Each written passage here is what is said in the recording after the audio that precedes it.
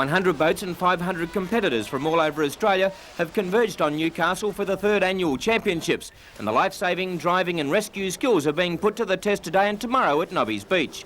5 events are being contested: the Rescue Tube Rescue, the Rescue Event, Assembly Rescue, Teams Rescue and the Mass Rescue. Although speed to a rescue and returning a patient to the beach is important, crews are disqualified for reckless or unsafe driving. The IRBs are now the most visible pieces of surf life-saving equipment on Australian beaches, and last summer 3,617 rescues were carried out by these craft, which is over 1/3 of all rescues. Today the crews were taking no prisoners as they pushed their boats and themselves to the limit in the mainstay Australian titles.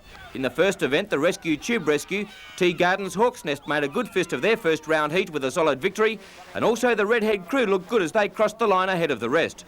Today the early rounds of all events were conducted in pretty mild conditions, and tomorrow morning at 9:30 the remaining semis will be run, and then the excitement of the finals will thrill the large crowd expected.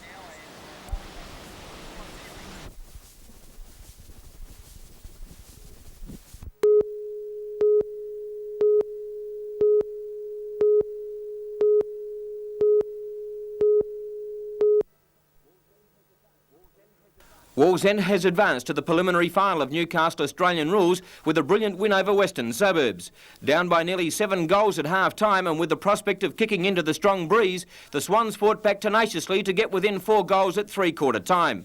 And with a wind at their backs, they stormed home to run out great winners 12-18-90 to Western Suburbs 11-10-76. It was a good all-round performance from Wallsend as they backed up and kicked a couple of super goals to set up the win. West sadly missed Brendan Higgins, who was carried off during the 3rd term. At National Park netball courts, it was the battle of the pubs as the Delaney Rollers met the Cricketers' Arms in the final of the A-grade competition. Cricketers in the green and gold held on to the Rollers for much of the match, but in the end, the Delaney Rollers steamed away with excellent lead-up work to grab the win 33-26. They will now meet Sinbads in next weekend's grand final. And what a grand final it was at Millerfield Belmont at the Newcastle Baseball Premiership. Phoenix were chasing their first flag since 1967 and Belmont were trying to hang on to the pennant they won last year. Phoenix in the green scored first and then Justin Weaver slammed a long home run for Belmont to level the scores. Phoenix hit the lead again to lead 3-2. It was tied 3-all in the 6th innings and then Weaver belted his second home run of the afternoon in the 9th. Belmont scored one more run to be the winners for this year, 5 runs to 3.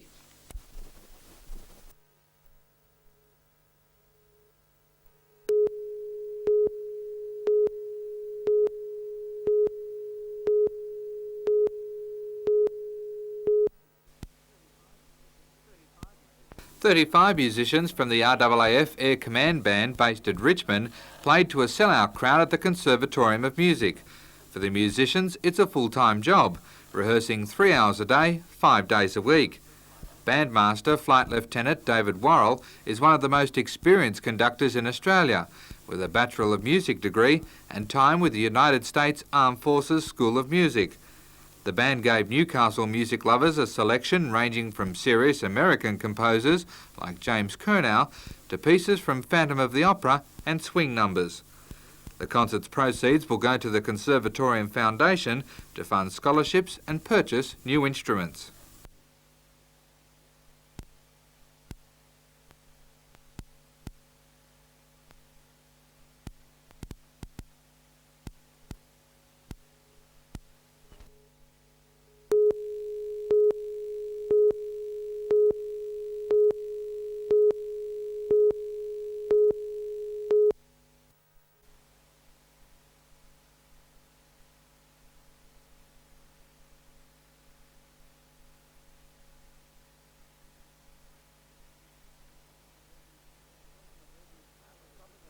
After copping a verbal tirade from coach Ken Cole for being down by 10 points at half-time, the Falcons came out firing and quickly pegged the Wildcats back.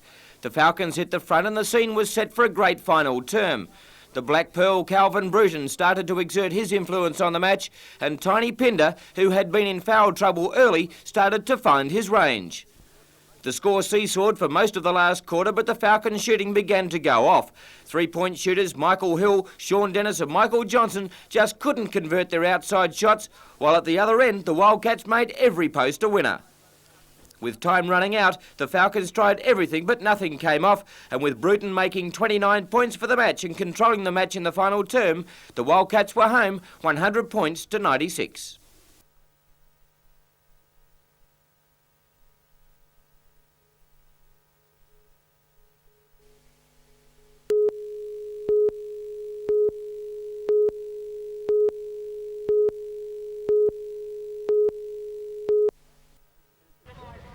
This is the modern face of surf rescue, small rubber inflatable boats powered with an outboard, ready for any conditions. The waves were well under a metre today, but 45 clubs lined up for the finals of the Rescue Championships. The titles were divided into 5 rescue categories, with Wollongong clubs Taroudri and Coaldale dominating. Redhead was the strongest of the local crews, gaining a second in the mass rescue and a third in the team's rescue. Soldiers Beach took a fourth in the assembly.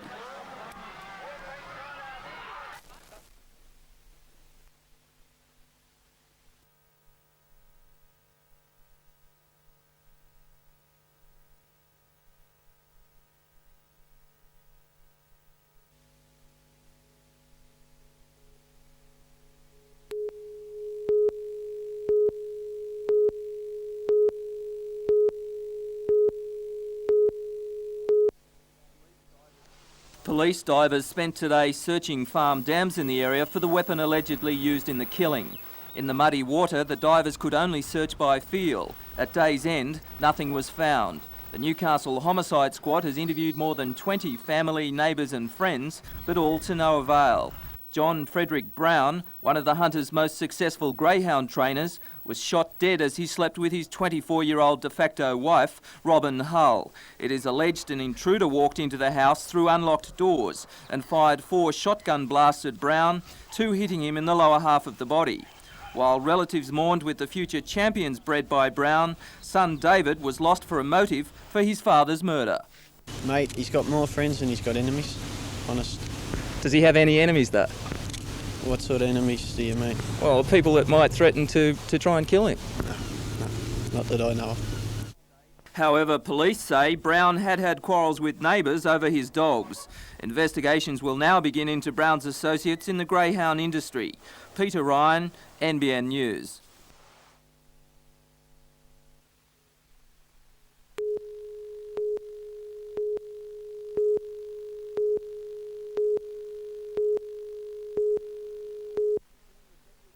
The scene was set with players from the 1964 Cup team strutting their stuff, and when things got underway in the big clash, it was the Knights who got the first lucky break. Who's played strongly.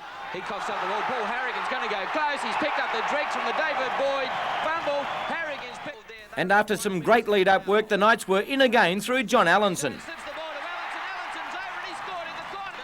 In 3 matches this year, the Knights have led 10-0, and the opposition has always been able to hit back, and the Eels replied through David Wood.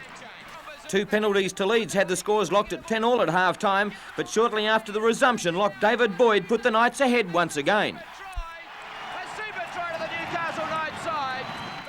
Holding a 6-point lead, the Knights were cut to 12 men after Tony Kemp was dismissed by referee Tony Kelly for a high tackle on 5'8" Mark Barnes. Stung into action, Ashley Gordon showed brilliant individual skills to put the Knights further ahead. By Ashley Gordon over the top. Gordon takes the ball, he dives on it. Once again, Parramatta hit back with the try of the afternoon to Jeremy Ticehurst. Wood now has got support on the outside, also on the inside to Bell, decides not to give the pass, decides to go all the way himself, gets it to Ticehurst, and Ticehurst will go over for the try. An excellent Parramatta try. But it was all to no avail as the boys in blue and red were home, and they lapped the ISC in appreciation of the fabulous support they received in season 1989. The Knights 24 points.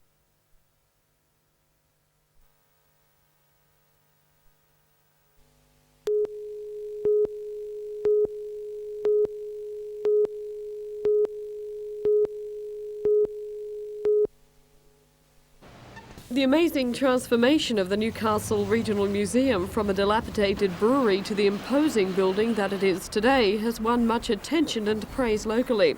But now the team behind the project has received an even greater honour with the news that it has won them the prestigious Greenway Award. The award is given every year to a conservation project, and this year the judges were unanimous in their approval, saying the building was now useful beyond what one could have ever thought possible. Their praise too was lavish for the Newcastle East End Housing Department project, which transformed the former power station site into an ultra-modern metropolis. The jury said suitors had skillfully managed to maintain the ocean views while filling in contours and achieving a unity. Suitors were also praised for their simple, direct and yet tough maintenance-free structure and materials. The awards will be presented to Suitors' partners, Brian Suitors, Ed Clode and Stuart Corner in Sydney tonight.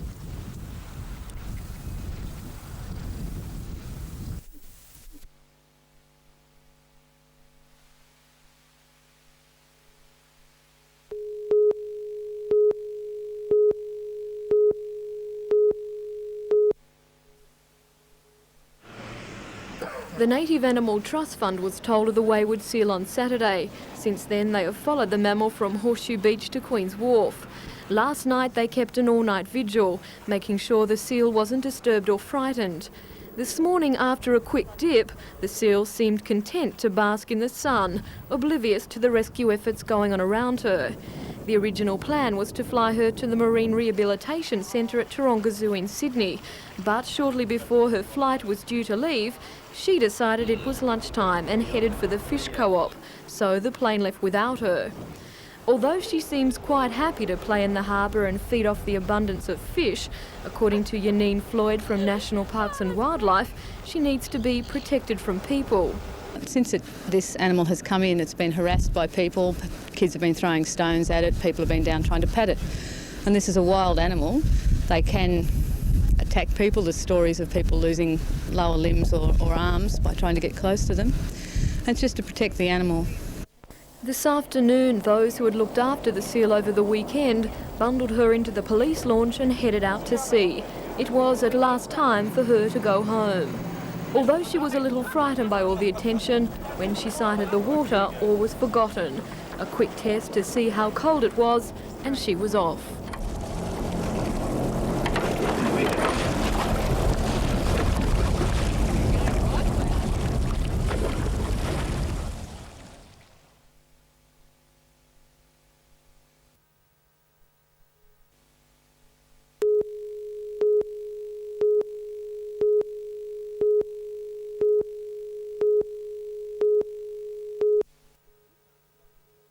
Newcastle Australs had completely dominated the game to notch a good win and stay in touch with the semi-finals. The referee had blown full time when the incident occurred. I believe our officials were in the process of helping people off the ground, officials and players at the end of the game, and their goalkeeper decided to thrust a punch upon one of our players and then proceed to kick him in the head. What action is going to be taken? Well, we've spoken to the New South Wales Soccer Federation and they're taking the appropriate action through the right channels, and our official will be taking action through the police department to have the guy charged. Soccer has been criticised for the behaviour of many of its fans on many continents, and it's crept into the Australian scene in a very small way over the past 3 or 4 years, something the Austral Club is trying its hardest to eradicate. We're very concerned about it. We're trying to promote soccer in Newcastle and get Newcastle back on the rails, and under no circumstances is the club prepared to put up with violence off the field, and certainly not from professional players who are on there being paid.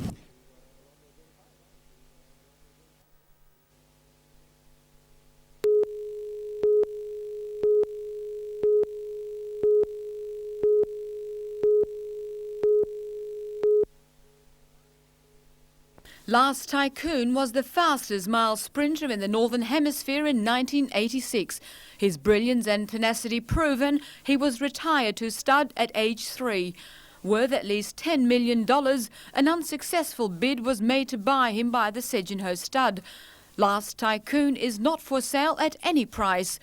Last Tycoon's service fee will be $40,000. His 80 nominations have already been booked, earning the Sedgenho stud a cool $3.2 million. Now take a look at a $14 million horse, a Hanura. He made it into the breeding world the hard way. His racing ability was only average, and when first sent to stud, could only command $4,000 a service. But his prodigy are winning races, and over the years, his service fees have gone up and up. Like Last Tycoon, a Hanura will be serving Australian mares for the next 4.5 months. His service fee, $50,000. Aha Noura and Last Tycoon travel with their own personal grooms. Both say the stallions are as easy to handle as newborn kittens. He's very quiet, good temperament, travels very well. So hopefully when he's down here he should settle in very well also. Oh, he's been very good. Travelled fantastically the whole way down. Very quiet and very settled. Is it different here in Australia for him? Oh, I'm sure he notices a difference, yeah, of course. New surroundings for him. But he's settled in great now. And just ready to get on with the job, really. And this is the Sedgenho Stud Chapel, where all the services will be held and the rich breeding money is to be made. Willie Lafitte for NBN News.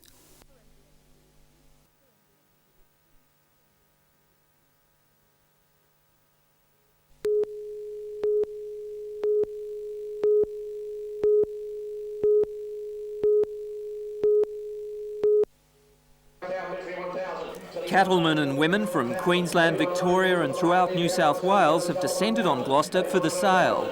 Armed with their akubras and their checkbooks, they've come to do business.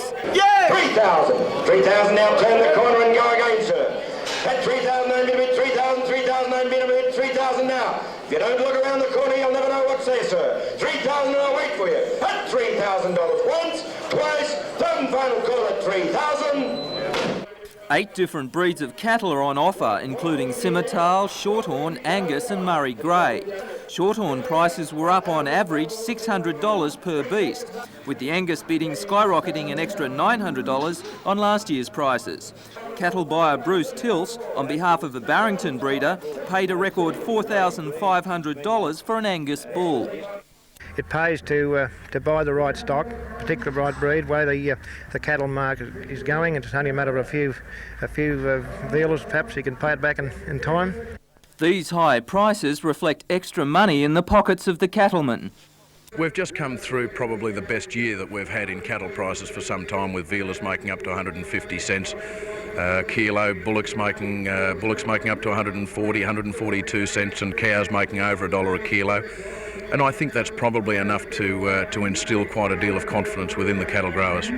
The business continues tomorrow with the sale of the popular Hereford bulls. Peter Ryan, NBN News.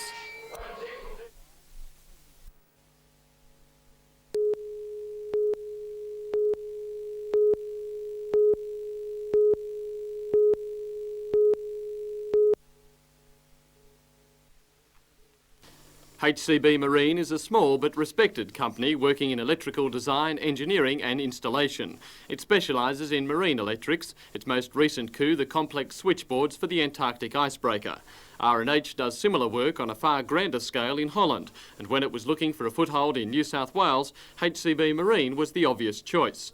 Von Rietschoten and Howens is Holland's biggest electrical engineering company, and if AWS had won the Frigate contract, it would have played a large part in the construction of the Dutch-designed vessels. R&H is still confident it has a big future in the Hunter. There's no doubt about it that we were better off in the AWS consortium. We had a lot of the work there to do there. But you haven't given up hope because of that? We don't have given up hope. Because of that, we are thinking to get some work out of the contract here in the Newcastle area, here to HEB, but the work will be different. Mr Schoten is in Australia to sign the agreement giving the Dutch 75% of the Bullaroo company.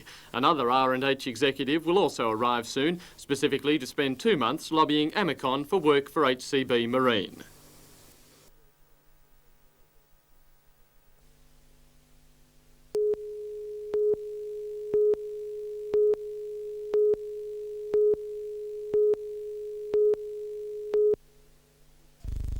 It was the first time a Newcastle Knights graded team had made a Winfield Cup final. Not a bad effort after only 2 years in the big time. Up against the Roosters, it was the boys north of Hornsby who made the early going, and it was in the 23rd minute of the first half that the first points were scored.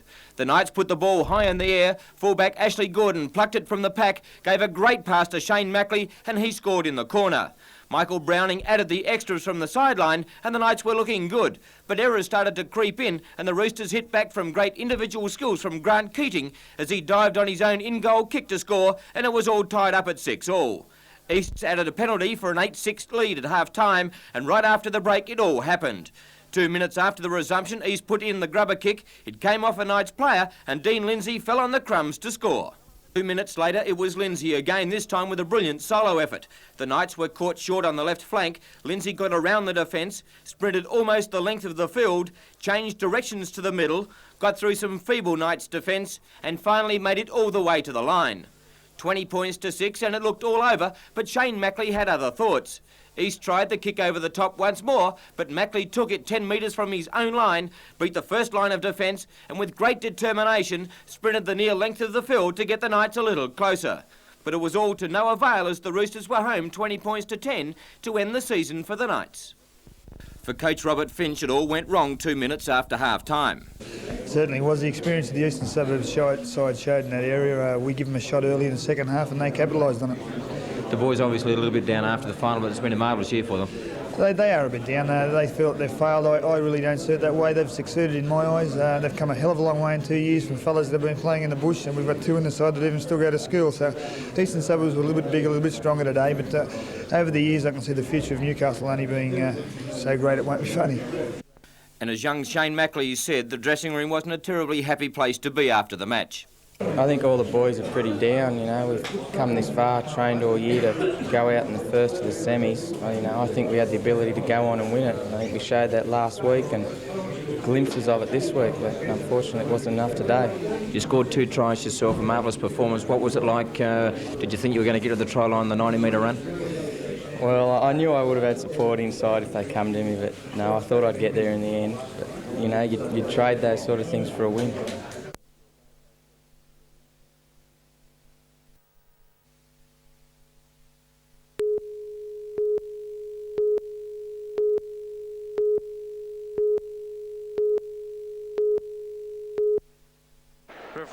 In 12 previous meetings, the 36ers had won every encounter, and by pretty big margins. And this year, the respective positions on the National Basketball League ladder reflects the strength of the clubs.